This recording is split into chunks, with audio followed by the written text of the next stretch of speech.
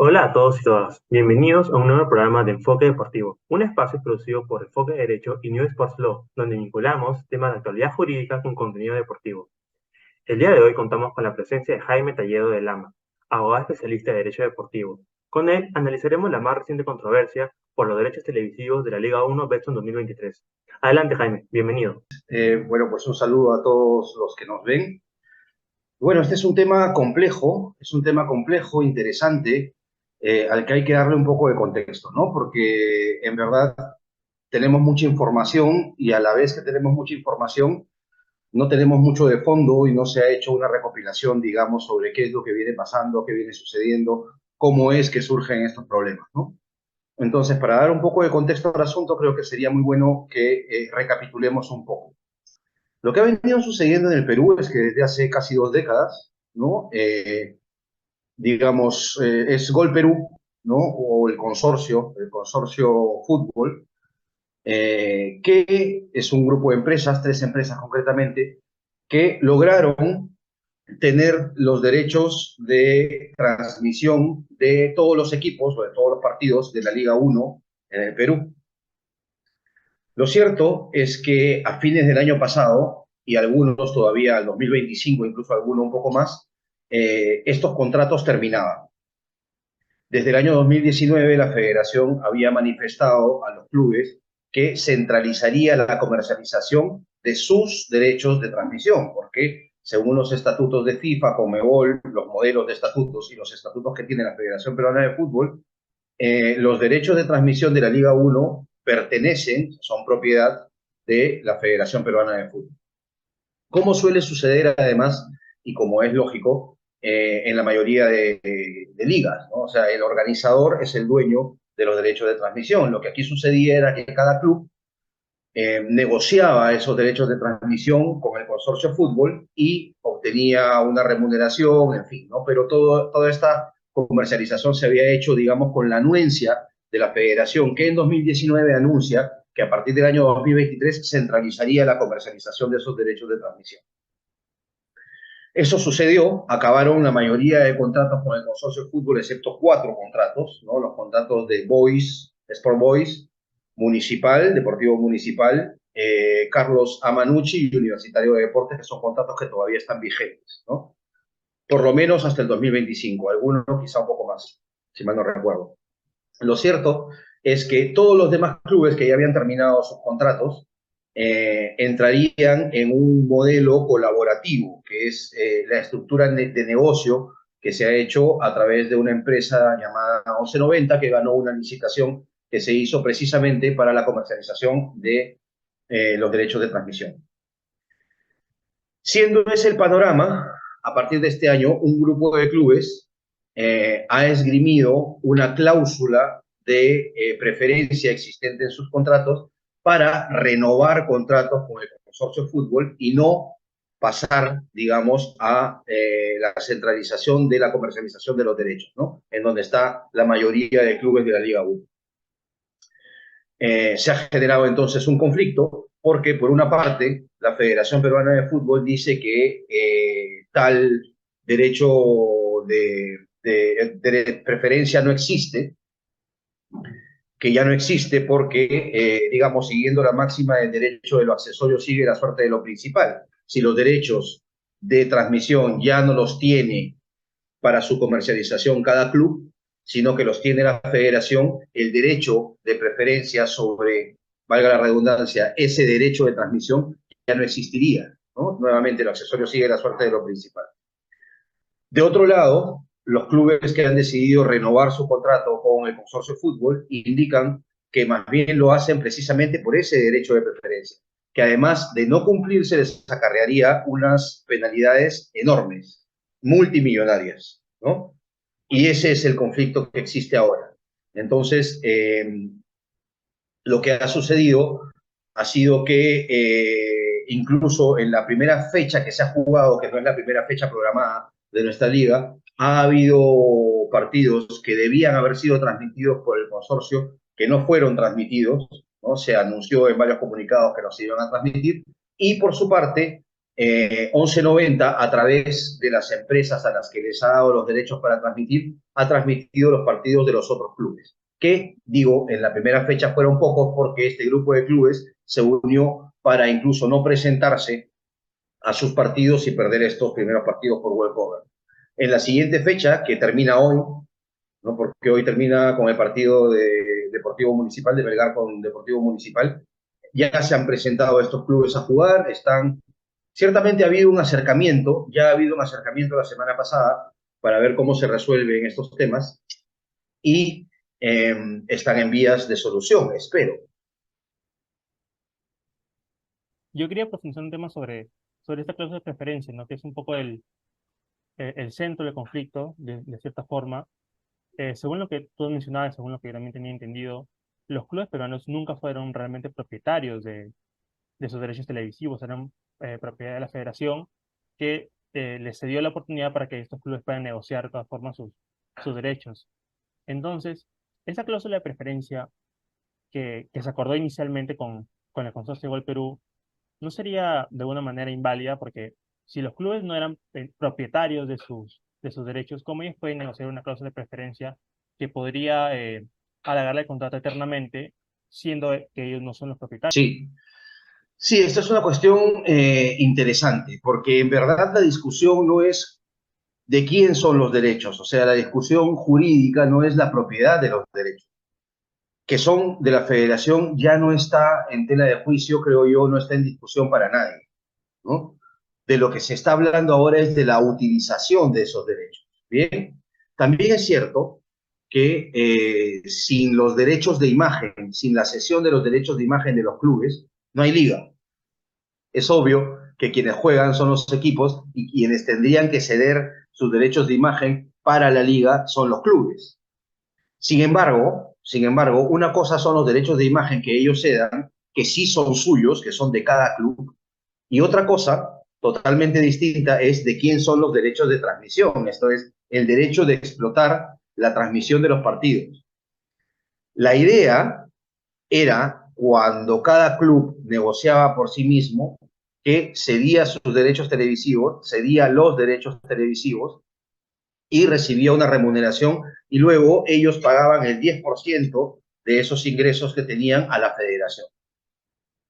Ahora, más bien, la cuestión sería distinta. Es la federación la que negocia, los clubes ceden sus derechos de imagen para que exista, por supuesto, la liga y la transmisión, pero los derechos de explotación de televisión son de la federación. De tal manera que lo que digamos, la estructura de negocio que se ha creado es una estructura mediante la cual, según lo que sabemos, porque esta es la información pública, cada club recibiría 20% más de lo que ya venía recibiendo con el consorcio, pero además se formaría, digamos, una persona jurídica distinta, ¿no? De la cual cada club también sería propietario, según su porcentaje de participación, y se repartirían utilidades, el famoso equity, ¿no? El reparto del revenue, ¿no? El reparto de utilidades se haría también según unos criterios específicos de participación. Por ejemplo, la audiencia que son capaces de captar para cada partido, posición en la tabla final del campeonato, en fin, una serie de criterios objetivos que ayudarían no solamente, insisto, o sea, no solamente los clubes recibirían dinero por ceder, entre comillas, derechos, ¿no? Sino que además recibirían dinero como utilidad por ser parte de esa persona jurídica, ¿no? Todo esto se haría además a través de un fideicomiso, o sea, entiendo que jurídicamente y en cuanto a plan de negocio está bastante bien planteado, ¿no? Lo que sucede es que hay un grupo de clubes que cuestionan ciertas cosas, como por ejemplo, los contratos con el consorcio se firmaron hace 12 años, por ejemplo, ¿no? Entonces, si se firmaron hace 12 años, el valor del club y lo que puede mover el club actualmente es totalmente distinto a lo que podía mover hace 12 años. Por lo tanto, si esta nueva empresa, 1190, este nuevo modelo de negocio me ofrece el 20% más de lo que ya recibo, no está tomando bien la foto, porque me está tomando una foto de hace 12 años, no actual. ¿Me explico? No, eso no toma en cuenta todo lo que puede haber crecido ese club en 12 años. Hay casos clarísimos, ¿no? No voy a decir nombres específicos, pero hay casos clarísimos de clubes que han crecido mucho en los últimos 12 años, clubes de provincia, que han crecido mucho en los últimos 12 años, que han logrado cierto posicionamiento internacional a través, por ejemplo, de la Copa Sudamericana, y que consideran que ese 20% más no cubre lo que realmente deberían tener y que su negociación con el consorcio es mucho mejor, ¿no? Y por eso es que han decidido renovar con consorcio, ¿no? Entonces, se amparan en esa cláusula de preferencia, pero claro, como bien decías, esa cláusula es inválida. A ver, esa es la negociación de fondo. Entiendo que no hay otra discusión jurídica más que la cuestión de la cláusula de preferencia. Es complejo, es complejo porque también es cierto que si imaginemos que se dice que la cláusula sí existe, ahí hay dos problemas, o mejor dicho, uno que tiene dos soluciones. O haces valer la cláusula y eso significa que luego al final de este nuevo contrato vas a tener otra cláusula de preferencia seguramente y así a la eternidad, ¿no? O simplemente la haces valer por una única vez, porque se entiende que el derecho que están negociando no es suyo y tendría que hacerse con anuencia de aquel que es dueño. Pero resulta, y esto es lo curioso, que no se está haciendo con la anuencia de quien es dueño de los derechos, ¿verdad? Y eso, jurídicamente hablando, e incluso jurídico-penalmente hablando, tiene un nombre, ¿no? O sea, lo que quiero decir es que no se puede negociar con derechos que no son tuyos. Entonces, la posición que entiendo, por ejemplo, has entendido tú, ¿no? Que es, bueno, si no se tiene el derecho, ¿sobre qué se puede tener derecho de preferencia? Es lo que decíamos ahora en la introducción, ¿no? Lo accesorio sigue la suerte de lo principal. Si ya no tengo el derecho, tampoco existe el derecho de preferencia, ¿no? Pero eso es una posición jurídica. La otra posición es, no, el derecho de preferencia sigue existiendo porque tú, Federación, durante todos estos años, has permitido, has avalado, has dejado, me has cedido esos derechos para que yo los negocie y por lo tanto ahora existe un derecho de preferencia que tengo que respetar porque si no me caen encima unas penalidades enormes. ¿Qué es lo que va a suceder? Yo espero que no se tenga que llegar a eso, ¿no? Que las posiciones se acerquen. Yo no soy un experto financiero, ¿no? Y no me refiero al derecho financiero, sino a las finanzas específicamente. Y entiendo que el negocio, tal cual ha sido estructurado por 1190, necesita de ciertos elementos, esto es, ciertos jugadores que son, no sé si esenciales, pero creo que bastante necesarios para que el negocio funcione. ¿A qué me refiero? Me refiero a señales o vendedores de señales de cable que tengan penetración en el mercado peruano. Y claramente Movistar es uno de ellos. Entonces entiendo que el negocio debe haber sido pensado con Movistar como un jugador. Pero la cuestión es que ahora mismo Movistar no está allí. ¿Qué es lo que va a pasar? Decía, creo que lo que va a pasar, y ojalá no tenga que suceder así y se acerquen las posiciones, lo que va a pasar es que finalmente un juez va a tener que determinar lo que para mí es clarísimo, que es, o sea, quiero decir que es clara cuál es la discusión, ¿no? De quién, si existe, perdón, o no, un derecho de preferencia. Eso es lo que finalmente tendrá que dilucidar un juez. Sí, haciendo referencia a lo que justo lo acabas de mencionar sobre el juez, entiendo que ha habido una medida cautelar que se ha emitido en favor de la federación y que esta medida anularía los contratos, o bueno, ha anulado los contratos momentáneamente que se han firmado, las renovaciones, y esta medida permitiría afirmar pues que el derecho de preferencia no existe, no se puede aplicar. Es interesante porque esa medida cautelar se ha dado no en una discusión jurídica en la que se esté buscando dilucidar si es que existe o no la cláusula de preferencia, sino que se ha hecho, ha salido en un proceso declarativo. ¿Qué ha pasado? Lo que ha sucedido es que la federación ha ido al juzgado mercantil, ¿no? Para solicitarle al juez que el juez declare que los derechos de televisión, de la transmisión, los derechos de explotación de la televisión, son de la federación. En mi opinión, y esto es una opinión como cualquier otra, y puede haber otras opiniones, por supuesto, en mi opinión, esa estrategia no es la que yo hubiera escogido, porque es clarísimo que los derechos de televisión son de la federación. Por lo tanto, ¿para qué buscar que un juez declare que son de ellos?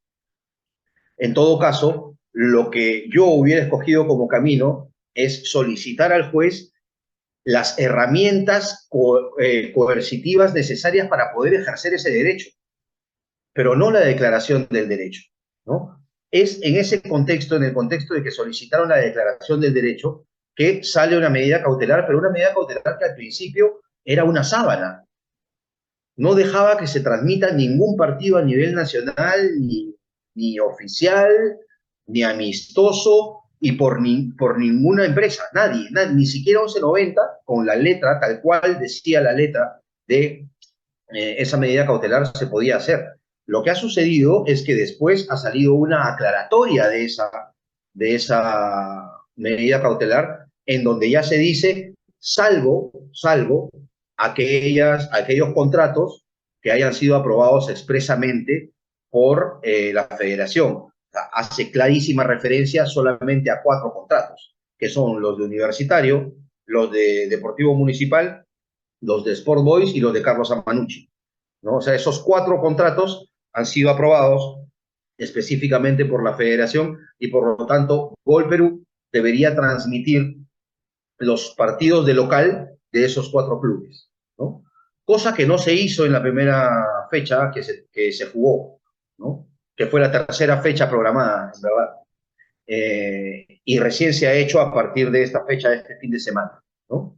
Que Gol ha transmitido algunos partidos de local, ¿no? De estos clubes. Pero insisto, la medida cautelar al principio era una sábana que cubría absolutamente todo el fútbol, ¿no? Vuelvo a decirlo, es mi opinión, ¿no? En mi opinión, yo no hubiera ido a un proceso declarativo para que digan que el derecho es de la federación, sino en todo caso a solicitar al juez las herramientas coercitivas para poder hacer uso regular de mi derecho, ejercicio regular del derecho, ¿no? Creo que hubiera sido algo menos equívoco, hubiera sido más fácil, ¿no? Pero las cosas se dieron como se dieron y el lío solamente aumentó.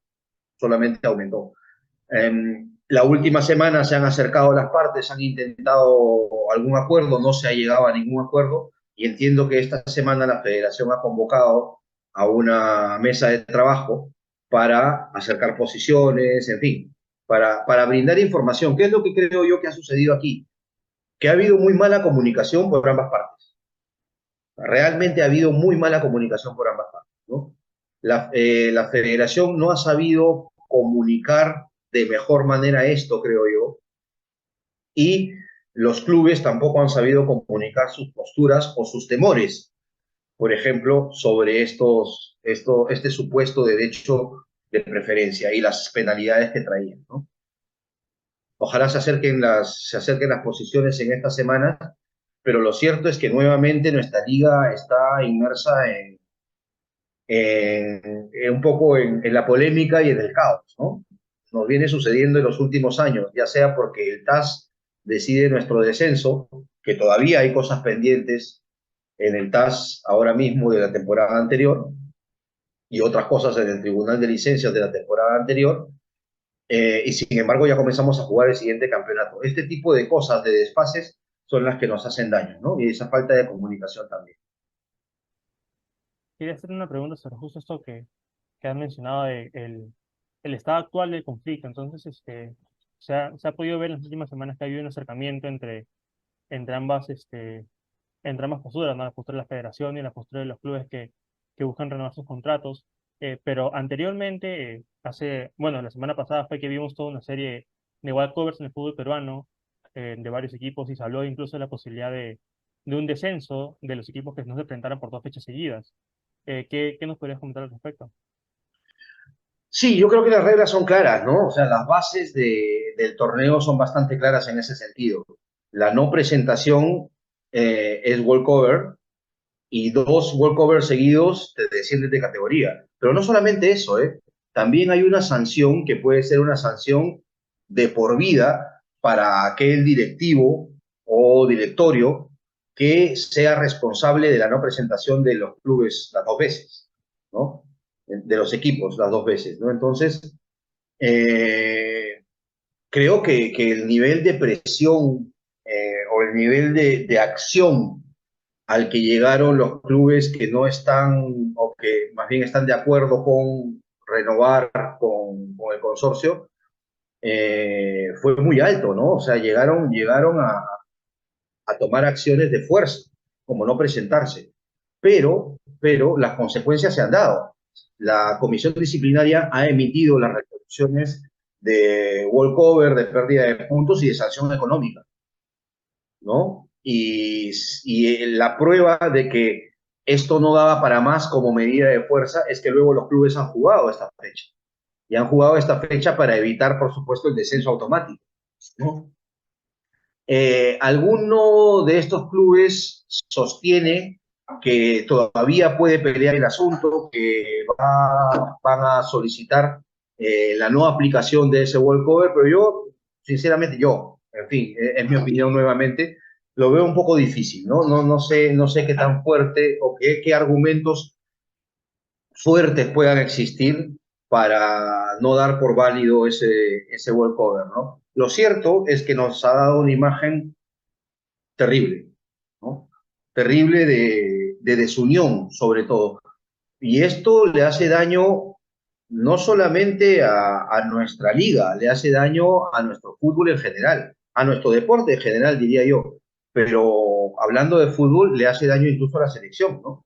Fíjate, Sport Huancayo llegó a su partido de Copa Libertadores, partido internacional, sin haber jugado un minuto oficial desde el año pasado. Eso es terrible, ¿no?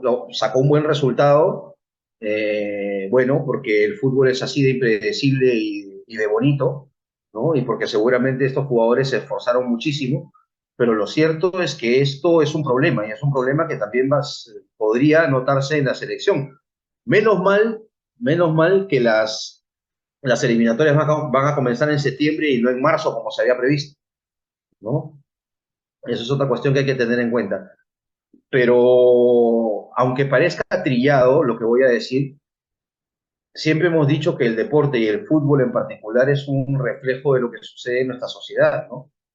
Y vemos que no nos podemos poner de acuerdo y que hay posturas, bueno, ahora ya se están acercando, gracias a Dios, pero que hay posturas que parecen querer todo de manera maximalista, ¿no? Y sin ceder un ápice, y bueno, lo que pasa en el Congreso es exactamente lo mismo. Sí, sí, podemos ver cómo dos posturas bastante contrapuestas no logran un consenso, ¿no? Y al final eso se ve reflejado en decisiones un poco polémicas que manchan la imagen del torneo y del país en general. Eh, Has ido mencionando en las últimas preguntas que las posturas, sin embargo, ya están acercando un poco, los clubes ya han decidido presentarse a jugar. ¿Cuál crees tú que es el estado actual de conflicto y qué vías crees tú que se van a abrir para que esto se solucione? A ver, el estado actual del conflicto, no quiero sonar pesimista, pero el estado actual del conflicto es exactamente el mismo que antes, solo que ya están jugando, nada más. O sea, lo que ha cambiado, que ya es bueno, que ya es muy bueno, es que se está jugando, ¿no?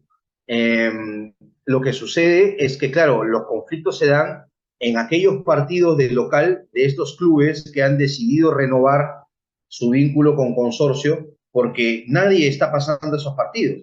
Se supone que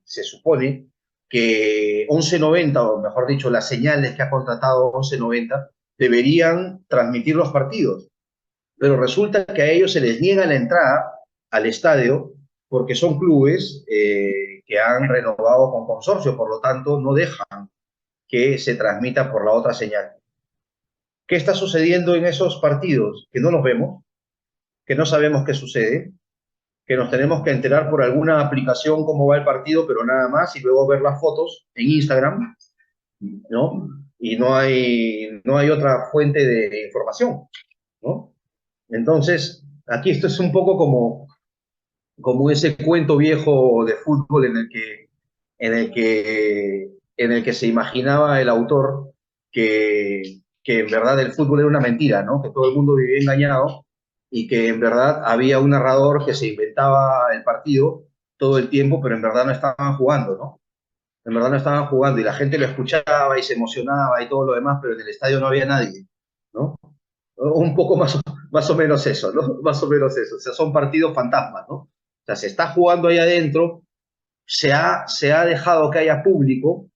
Allí, eso de la presencia del público, yo no sé hasta qué punto es correcto jurídicamente con el estado de emergencia y todo eso, pero bueno, se ha dejado que haya público local en estos partidos, pero lo cierto es que no se está transmitiendo. La situación ahora mismo es esa, es que el hincha, es más, el consumidor que en algún momento contrató una señal de cable específica para poder ver el torneo, no lo está viendo, no lo está viendo. Y se supone que todo esto era para acercar la liga a todo el mundo, ¿no? El eslogan que utiliza este nuevo modelo de negocio dice, una liga para todos, ¿no? Una liga para todos. Bueno, lamentablemente todavía no es para todos, ¿no? Todavía no es para todos. Es más, está siendo para menos que antes, ¿no? Por ahora, por ahora, debido a la situación específica. ¿Qué caminos se tienen que abrir? Creo yo que la solución sería que esta empresa grande con gran penetración de conexión en los hogares peruanos se haga parte de las señales que transmiten la liga.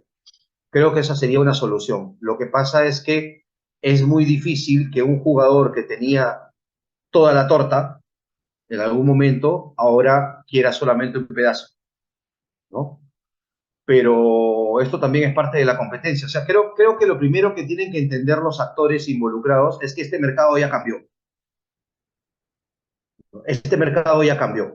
Ya no existen las exclusividades.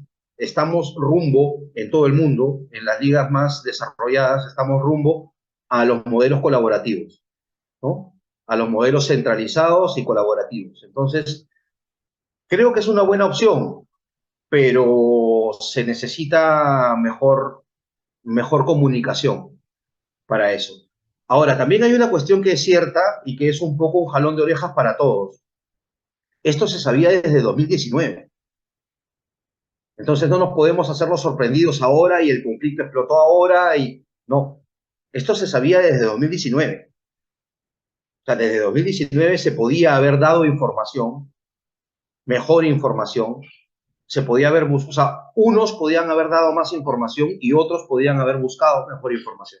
Y no se hizo, ¿no? Entonces, eh, tampoco echemos el balón fuera y digamos que es culpa del otro.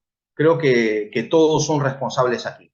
Todos son responsables y no podemos creer que este es un conflicto que surgió hoy. Quería saber, antes de terminar esta entrevista, si tienes algún otro comentario o algún otro tema que quisieras abordar respecto de esta controversia. Bueno, en verdad, deseo de todo corazón que esto se arregle pronto, ¿no? Quienes nos dedicamos primero a quienes nos gusta el fútbol, quienes queremos el desarrollo del fútbol peruano, pero además quienes nos dedicamos a esto en el día a día y vemos el conflicto de una manera un poco más directa, eh, notamos el drama de esta cuestión, porque es un drama, realmente es un drama para el fútbol peruano, ¿no? Y es una pena que sea así. Me ha tocado escuchar una postura y otra por mi trabajo y realmente notas que es complicado, pero que todo esto se pudo evitar. Eso por una parte es una desgracia, es una pena, pero por otra parte es bueno, porque si se pudo evitar significa que hay formas en que se puede evitar todavía ahora, ¿no? Y creo yo que la mayoría de esa, o gran parte de esa solución pasa no solamente por la buena voluntad, sino por la buena información. Nuevamente, muchas gracias por la participación de Jaime y de todo el equipo de News Sports Law. Con nosotros será hasta la próxima. No se olviden de seguirnos en todas nuestras redes sociales como Enfoque Derecho para no perderse este y otros contenidos sobre calidad jurídica. Un saludo a todos.